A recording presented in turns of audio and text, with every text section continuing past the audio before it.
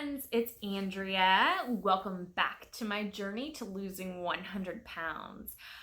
Recently, I have actually begun collaborating with a small group of YouTubers who are also on weight loss journeys of their own.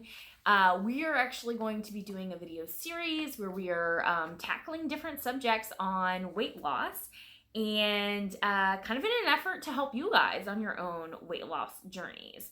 So I am going to tag all of the participants down in the description box below. So be sure if you are interested in the topic that we're talking about, check them out and see what they have to say on the subject. So for today, the subject of this is how to keep motivated to keep going on your weight loss journey. So I feel like this is a really good one, right? Because a lot of times when you get, a new diet plan or a new exercise routine or all the things, right? And you're going to embark on this journey and you're so excited and you're just so motivated.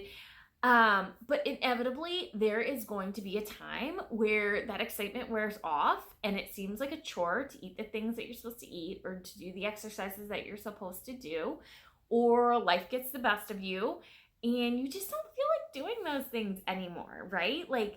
So I think that is the number one thing that I would first suggest is that you need to be okay with the idea that you're not always going to be motivated, because it's just the truth. You're not always going to be motivated.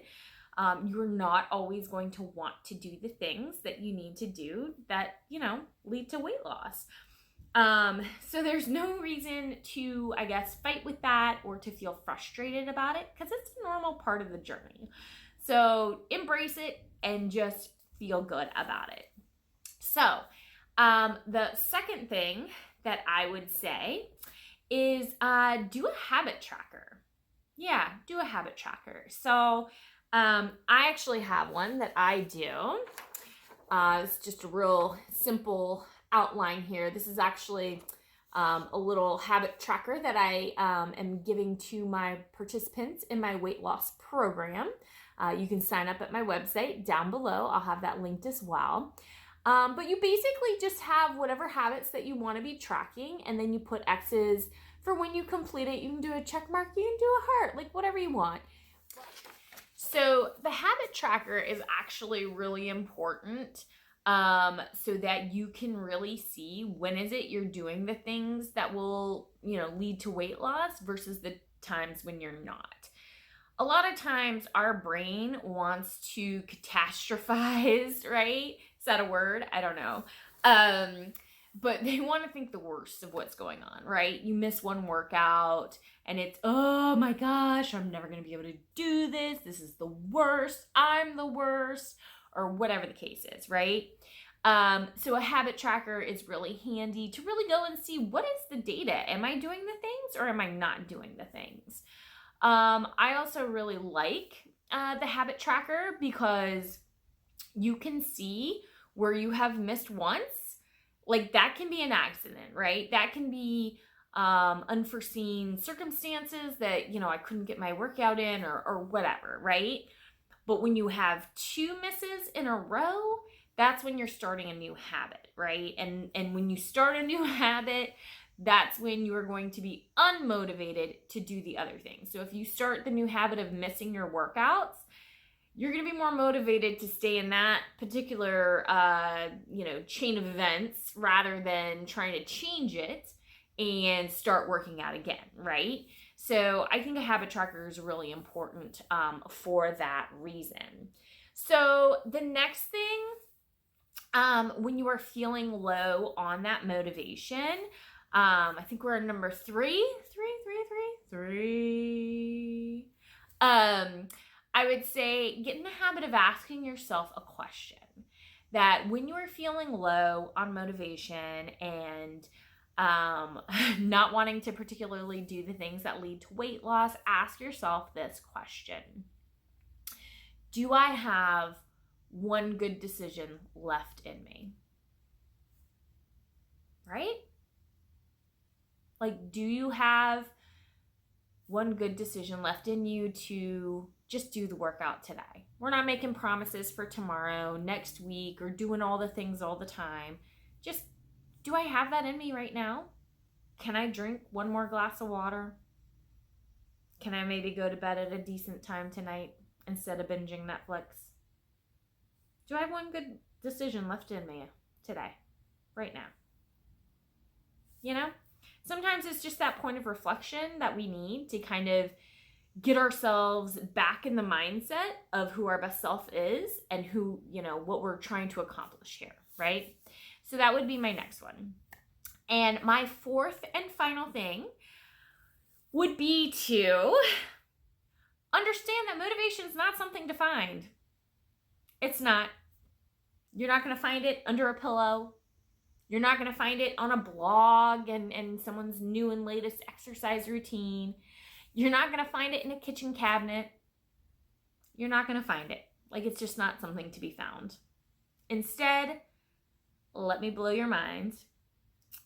It is something to be created. You got to create this motivation for yourself, right? When we think that motivation is something to be found, we are thinking, because let me say this, right? Lack of motivation or too much motivation or motivation period is something internal to us. It's an emotion, right? It's a feeling that I feel motivated right now. And when we say we want to find motivation, that seems to indicate that it is something outside of us, something beyond us, something that, you know, someone else can give to us or something can give to us. And that's just not accurate. In that moment, when you're looking to find motivation, you're looking for something, you're looking for an external solution to your internal problem. So I would really challenge you to think about, how can I create motivation for myself? For myself, I get motivated by doing the things that I believe will result in weight loss, right? I'm on a weight loss journey to lose 100 pounds. So if I'm doing the things that I think will lead me there, I feel more motivated to do it.